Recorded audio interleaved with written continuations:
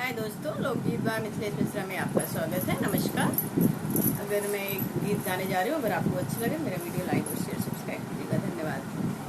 नव दिन में नव रूप धैके नव दुर्गा हो पूजन वाले लीला अपने भक्तन के अंगनवा हो पूजन वाले लीला अपने सेवक के अंगनवा हो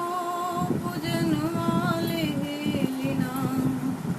अपने सेवक के अंगनवा हो पूजन वाले लीला पहले दिन शैलपुत्री देली दर्शनवा हो दूसर का दिनवाना हो दूसर का दिनवाना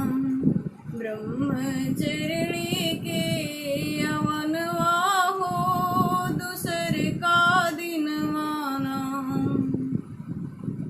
पहले दिन शैलपुत्री देहली दर्शनवा हो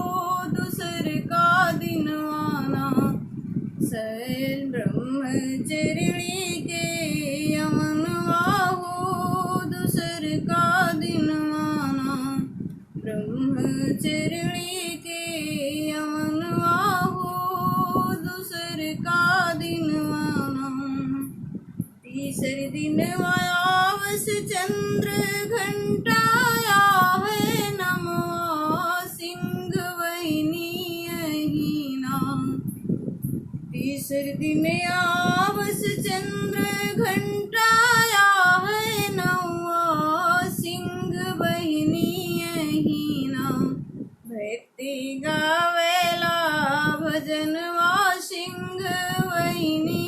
अहीना भक्ति गावेला भजनवा सिंह वहिनी अहीना अपने सेवक के अंगनवा हो पूजन माले लीना चौथा दिन माई कृष्ण मासा रूप में रहली हो असन वालाईना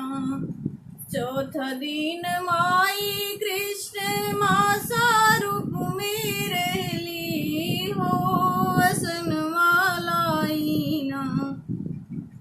भक्ति लावेला जहनवा हो वसन मालाईना हरिथी लावेला जहनवा हो वसन मालाईना अपने सेवक के अंगनवा हो पूजन माले लीना स्कंद माता पचवा दिन छठवा कात्यायनी हो किसतवा दिन ना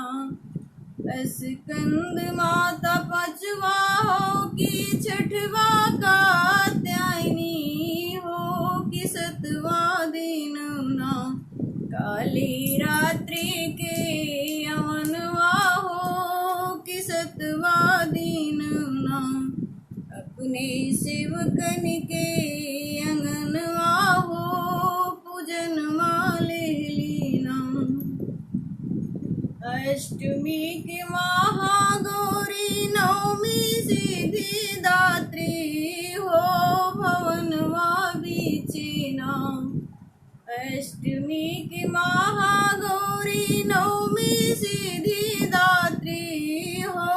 भवनवा बीचेना सेवक धरेला ध्यानवा हो भवनवा बीचेना भक्ति धरेला ध्यानवा हो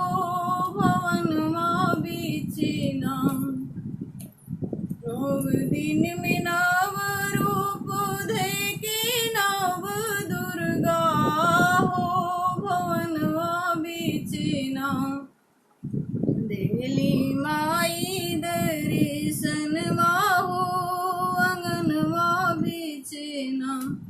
मैं मैया सेवक से पूजनवा हो, अंगनवा बीचे ना। जय माता दी दोस्तों।